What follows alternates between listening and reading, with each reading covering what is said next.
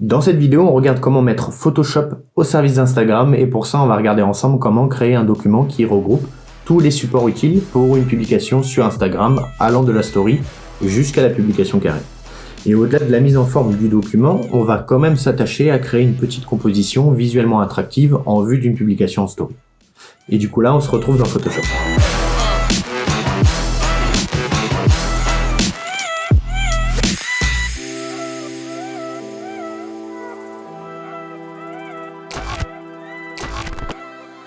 Voilà dans Photoshop.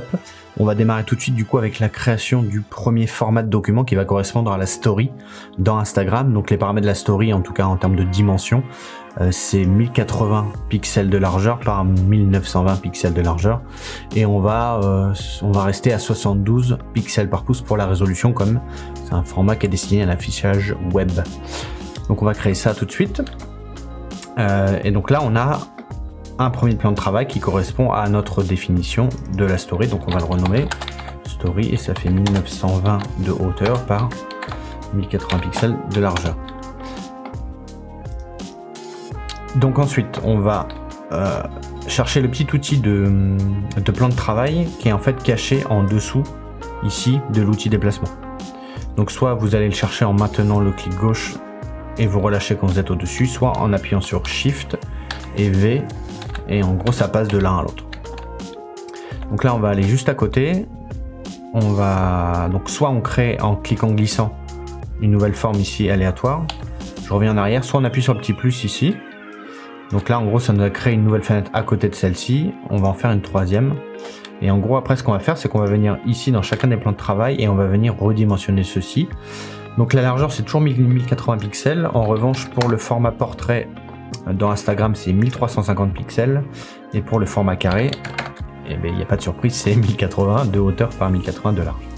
Donc on va s'attacher à les renommer aussi pour savoir de quoi on parle. Donc ça fait 1350 par 1080, je vais y arriver. Ok, et le dernier plan de travail donc c'est le format carré et c'est 1080 par 1080. Et donc normalement Photoshop nous met ça à jour un peu quand il a envie. Voilà. Donc là en fait on a nos trois formats standards dans Instagram, donc le format de la story, le format portrait et le format carré. Donc l'idée en fait c'est dans un seul document Photoshop là, on va pouvoir créer nos trois supports et les exporter en même temps. Donc en fait l'intérêt de ça c'est que ça permet d'une part d'accélérer votre temps de travail et d'autre part de vérifier qu'il y a une cohérence dans vos diverses publications, si besoin évidemment.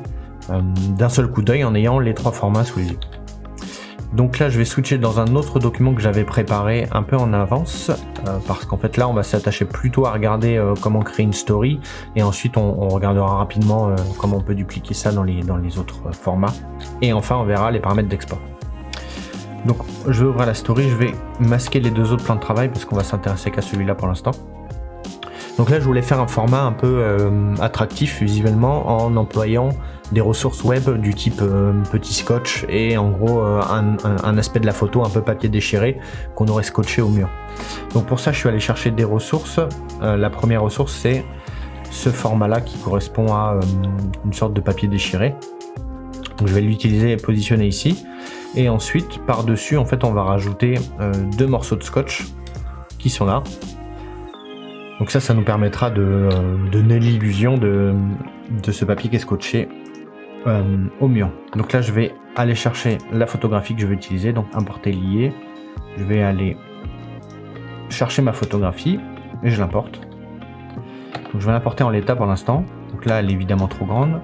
Ce que je veux faire c'est que je veux appliquer cette photographie uniquement au format de papier qui est en dessous. Donc là j'appuie sur Alt.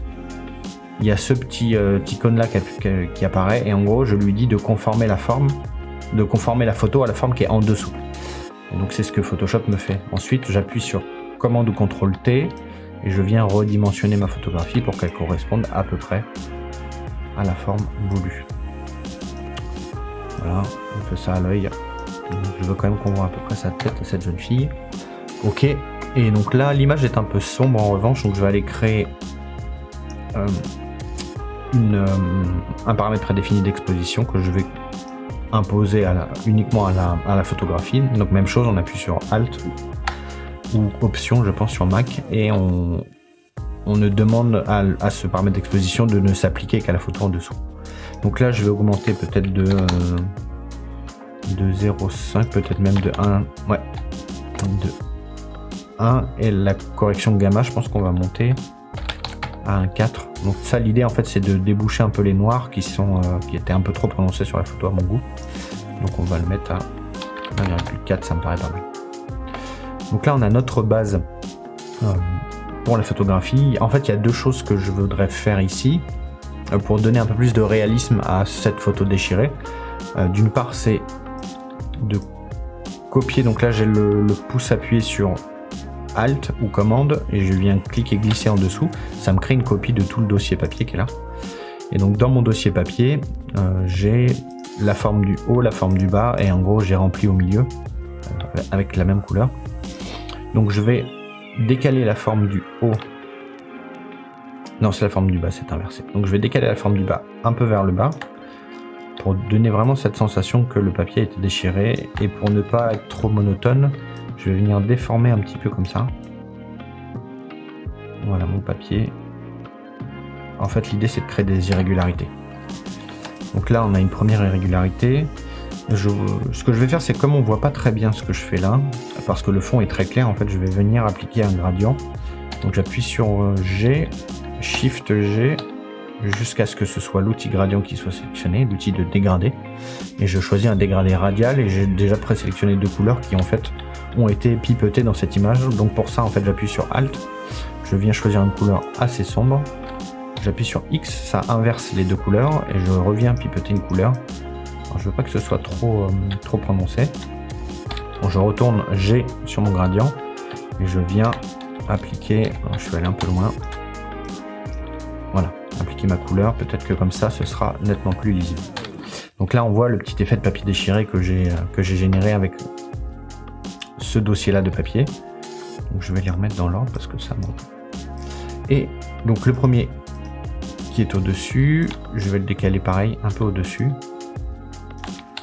Avec un commande ou CTRL T, je vais venir le déformer un peu comme ça, et on va venir lui créer quelque chose de ce genre là. Voilà, pour un peu casser l'uniformité de la déchirure et que ce soit pas exactement pareil. Donc là on a quelque chose de pas mal. Ce que je vais faire c'est que je vais venir refermer ici. Je vais venir, non je vais laisser ça comme ça. Donc là il y a une deuxième chose que je voudrais faire pour augmenter un peu le réalisme. On a déjà ajouté notre effet de papier là déchiré derrière, et je voudrais rajouter un effet d'ombrage. En fait pour signifier que au niveau des scotch ici le papier il est collé au fond, mais en gros on s'attendrait à ce qu'au niveau de ces deux coins là le papier soit pas parfaitement collé, et donc qu'il y ait un espace entre le fond et le papier. Et pour ça je vais juste simplement, donc j'ai créé un nouveau calque, je prends l'outil lasso, et en gros je vais venir tracer rapidement quelque chose comme ça. Attends, je vais recommencer parce que c'est un peu trop net, voilà. Et de l'autre côté pareil, en gros l'idée c'est de venir signifier qu'il y ait de l'ombre qui est créée par ce papier là en étant décollé du support. Donc je vais venir remplir, j'ai choisi l'outil de pot de peinture, là l'outil remplissage, et je vais venir remplir ma sélection dans mon calque. J'appuie sur commande ou CTRL D pour désélectionner, je clique droit sur mon nouveau calque et je vais le convertir en objet dynamique. Je fais ça parce qu'en fait je vais ensuite appliquer un flou, et si le flou ne me convient pas je peux le changer à volonté grâce à l'effet du calque dynamique. Donc je vais appliquer un flou gaussien et je vais l'appliquer à hauteur de peut-être 20, on va regarder à la louche, 36. Allez, 36. La dernière chose que je fais c'est commande ou CTRL T, je vais revenir rebasculer un peu ça en le rapprochant. Voilà, ça donne un effet très léger, mais en fait si je l'enlève, vous voyez à l'image que ça donne un peu de réalisme quand même à la photographie.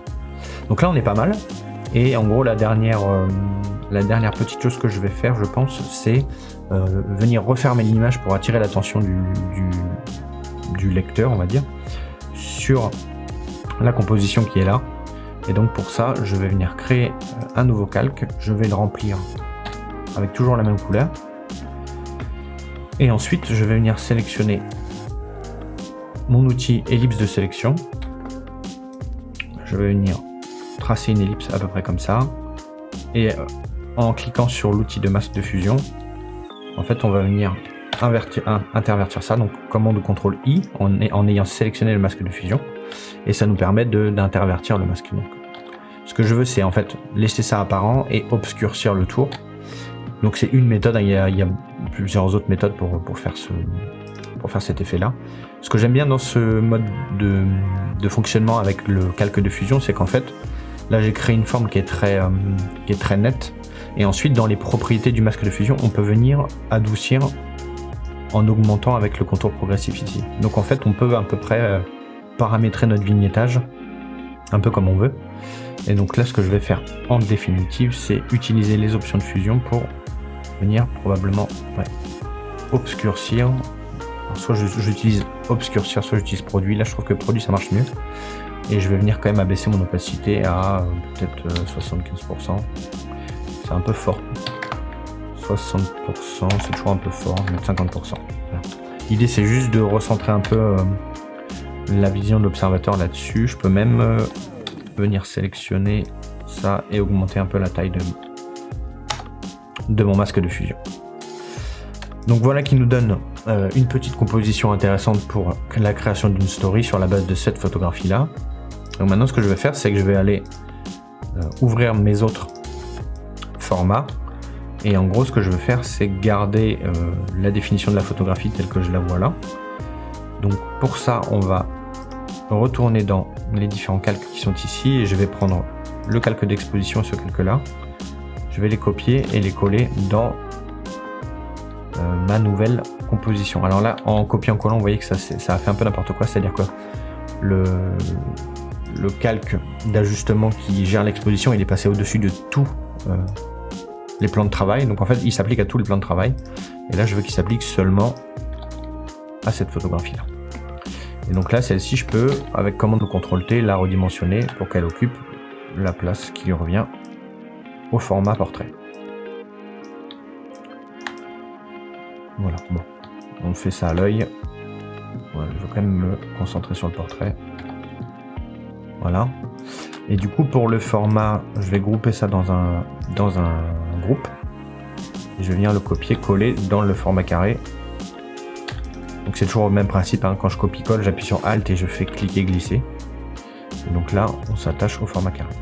Et donc là, on a une déclinaison de ces trois formats qui sont prêts à l'export pour Instagram. Et donc, le petit tips là, pour le coup, c'est d'aller dans Exportation et d'utiliser cette fonction qui est plan de travail vers fichier. Donc si on clique dessus, là on a plusieurs options de type de fichier. Moi je le prends en JPEG. Pour les préfixes du nom de fichier, on peut mettre post Instagram. Et là ensuite j'ai choisi ma destination pour l'export. Donc j'exécute et là je laisse Photoshop travailler et il va me faire lui-même les exports des trois planches dans trois fichiers séparés. Donc c'est là où vous voyez que c'est intéressant parce que ça permet d'accélérer la productivité de ce type de traitement d'image quand vous avez besoin de gagner du temps. Et donc là, je vais aller dans mon fichier et vous voyez que le post Instagram, en fait, il me l'a créé en 3 fois. Donc le premier qui est le post carré, le deuxième qui est le post de portrait et le troisième qui est au format de la story. Et donc là, vous n'avez plus qu'à publier ça. Alors, peut-être une dernière chose qui peut être intéressante pour vous à savoir quand vous travaillez sur un ordi, donc PC ou Mac, peu importe. On va aller sur Instagram et donc là vous voulez poster des photographies depuis une station fixe, mais en gros on n'a pas les options de post quand on veut travailler sur un ordinateur. Donc là ce qu'on peut faire, c'est aller soit cliquer droit dans la fenêtre, soit aller dans les options et choisir d'inspecter. Donc en fait là ça nous ouvre l'inspecteur web qui est plutôt un outil dédié aux développeurs web de base, mais là en gros il y a un petit outil intéressant à utiliser. Donc là je suis sur Chrome. En gros c'est ce petit outil là qui permet d'afficher la vue suivant un preset particulier. Donc là pour le coup c'est l'iPhone 10, mais peu importe. Et en gros si j'actualise l'application une fois que je suis dans ce format là, en fait on retrouve ici les boutons tels qu'ils apparaissent sur l'application. Donc là si j'appuie sur plus, et bien du coup je peux aller chercher mon fichier, je vais le retrouver. Hop. Donc mon fichier de story et je peux aller chercher peu importe le post format carré par exemple ou format portrait. Et donc là on a toutes les options telles qu'on les a sur l'application. Donc on peut faire exactement la même chose et poster depuis une station fixe, ce qui est plutôt intéressant. Voilà ce que j'avais à vous dire aujourd'hui sur ce type de format et en gros comment optimiser des exports photographie pour Instagram. Bon, on vient de le voir, l'utilisation des plans de travail, ça peut s'avérer très pratique pour optimiser notre flux de travail quand vient l'heure de publier du contenu en ligne. Et on pourrait même envisager de regrouper dans un seul document de ce type tous les formats utiles pour la publication web, sur Instagram, sur Facebook ou autre. Et pour ça, je vous laisse adapter ce type de document à votre propre pratique. Donc voilà qui conclut cette vidéo et en attendant la prochaine, restez curieux et moi je vous dis à bientôt.